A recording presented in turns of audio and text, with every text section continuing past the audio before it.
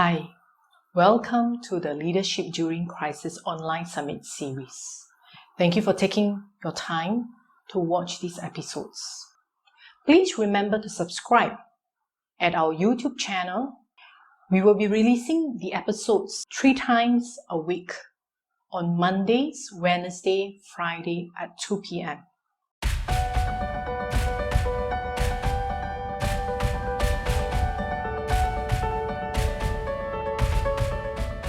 He is a Korean international journalist and the founder of Van Media Group Private Limited. His global consultancy coaches high-performing leaders to be confident, credible, and clear speakers in all situations. How do you communicate with confidence as a leader when there's so much uncertainty with the current COVID-19 crisis? It's a fantastic question, Janet, and it's one that every executive wants to really understand how to do the best job they can. And I think first and foremost is this idea of who are we actually trying to talk to? It sounds like such a simple idea, but knowing our audience is absolutely key to trying to figure out what it is we're going to say at any given time to any given audience. For example, some leaders want to speak to a lot of different people. Maybe have their employees they want to speak to, customers that are out externally, shareholders or the board of directors or someone's boss. There are many different audiences or stakeholders that people can speak to. And the first, and I think most important idea executives need to think about, beyond the content that they want to deliver, of course, is who are they going to speak to? So, for example, who is that audience with a 4-step plan, right? Why are they going to listen to that executive? What's in it for them, right? What's their interest in it? How much do they already know about the situation or the person who is giving the information? And finally, what are their, and most importantly, I would say, what are their concerns? What are their sensitivities? So if the executive who is trying to communicate can first think of those 4 points in advance of saying anything to anybody, that is the primary way to think about the audience. And let me just add, we're not just talking about spoken communication, we're talking about written communication as well. Many of the clients that I coach desperately want to have a session for themselves and for their staff on how to write accurately, because that is a skill that, as you may appreciate, has been sort of slipping by the wayside in recent years, and it has become increasingly important that people are able to communicate clearly in the written format as well as in the spoken format. Right. So from the confidence part of it, do you advocate practicing the 4 points over and over again, or speak directly from your heart? How do you recommend someone boost their confidence in this area? Of course, we all need to be authentic in the way that we communicate. That is, of course, the most important thing. You can't say things in a way that is not genuine to who you are as an individual speaker. First and foremost, think about a game plan, if you will, for your communication. And the first step is to figure out what the messages are that you think you want to communicate with your audiences. Second step is, who is that audience and what specifically do they want to know? The third is further refinement of those messages to make sure they fit the audience. And then finally would be some amount of practice, right? Many executives say, I don't want to practice too much because then it sounds rehearsed. And I understand that feeling, but I will also say too that if they don't practice enough, and I would say probably practice a little bit more than they think they should, then when it comes time to actually give the town hall meeting or talk to the media or do a Q&A at an industry conference or talk externally to other stakeholders, by the time they get to that, they need to be absolutely confident and comfortable with that body of knowledge, that body of information that they're going to give. You know, we always want the speaker to be confident, we want them to be concise, we want them to be credible. And all of these things that I've just mentioned all come together to make sure that those 3 things happen. It doesn't happen immediately for most people. Most people need a little bit of time and practice. So for example, if you've got your town hall meeting about COVID-19 coming up in 2 or 3 days' time, it's worth it to set aside, make a calendar appointment for maybe 2 hours, 2 or 3 days before, and go through this process, go through these steps. What it is you're going to say, and write it out if you have to, or do it in bullet points or whatever, but then also practicing it. It's so vitally important because, if you think about a sports team, the players on the field, they don't just go out and play the game. No, they practice in advance of that game for long and hard, days, weeks, months on end, perhaps, before they get to the big game. Why is it any different with communication? That's true. Well said. So, Glenn, the other thing is, besides looking at who are the audiences and practicing, are there any other aspects or perspectives that a leader should consider before communicating, especially in such times? The most important thing, I believe, is always empathy, right? Thinking about who is going to be impacted by the things you have to say. And I'm talking about this very much in the perspective of crisis, right? Our COVID-19 crisis, for example. Now, this is a crisis that we're currently in that for many organizations, for many people, for most people, they had nothing to do with it, right? This was a crisis that was thrust upon them. But they are also dealing with, let's say, clients, or they're dealing with staff members who are adversely affected by it.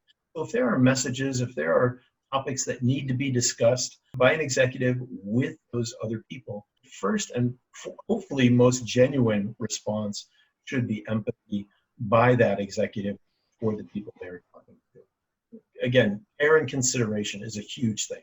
Friends, just the other night, Prime Minister Lee here in Singapore talked about COVID-19. He did a 10-minute interview. It was just after the latest round of the new budget had been announced. So now there's a total of about 55 billion Singapore dollars that is going to be going into helping people recover and get through this global pandemic. And one of the first things he said, and throughout his talk, was this is going to be hard for a lot of us. Already people are suffering. People have lost their jobs, or they had to close their restaurants or their shops. This is not going to be easy for any of us. And in his words, the government realizes this. The government knows that it's going to be tough for a lot of people for many months, maybe even over a year. So he was taking that moment to show some amount of empathy, that care, that consideration. And then he followed that on, obviously, by reiterating the type of governmental assistance that's going to be available for individuals, for workers, and for companies. That's what I mean by care and consideration. So now, in a short speech, at times, right, especially when you're the top CEO, you're at the top level, you don't really go all the way down on every single day to speak to all the employees. How do you build that credibility and trust in that 10 or 15-minute speech that you're actually delivering to your staff or your stakeholders? Well, of course, the best case scenario is that you already have some amount of trust already. Right. I don't think any leader can go into a speech with zero trust from that audience and 15 minutes later walk out and everybody's trusting that person.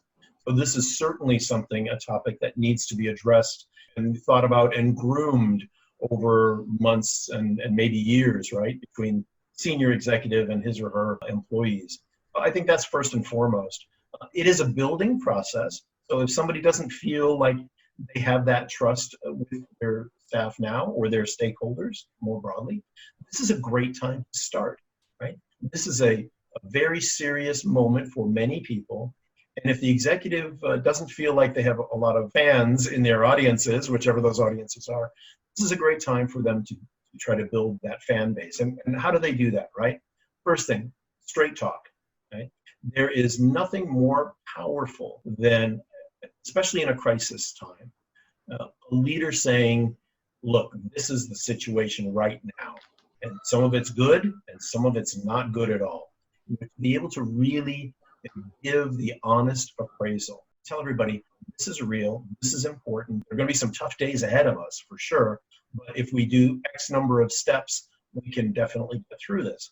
So when you think of all of those different scenarios, those different leaders, and we've all seen the videos, we've all seen the tweets and the interviews with them all, we all have a feeling inside of who we would trust more if this were to happen again. So 5 years from now, or 3 years from now, if there's another outbreak, let's hope there isn't, but if there would be, who are you going to run to first for information or for a plan on how to deal with it? So these are the kinds of things we have to think about when the leaders are trying to build that trust and credibility.